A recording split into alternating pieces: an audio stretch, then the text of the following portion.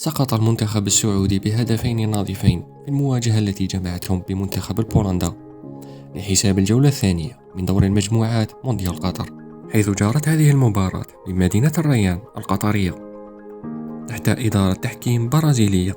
وتميزت المباراة بأداء جميل وروح قتالية عالية من طرف المنتخب السعودي خصوصا في الشوط الأول، إلا أن الفعالية كانت من طرف المنتخب البولندي الذي افتتح باب التسجيل في الدقيقة 39 عن طريق زيلينسكي بعد تمريرة حاسمة من طرف ليفاندوفسكي. وفرط المنتخب السعودي في تعديل النتيجة عن طريق تضييعه ركلة جزاء في الدقيقة 44. وشهدت الفترة الثانية من المباراة عدة فرص لكلا الجانبين، إلا أن النجم ليفاندوفسكي حسم الأمور لصالح بولندا بإضافة هدفه الثاني في الدقيقة 82.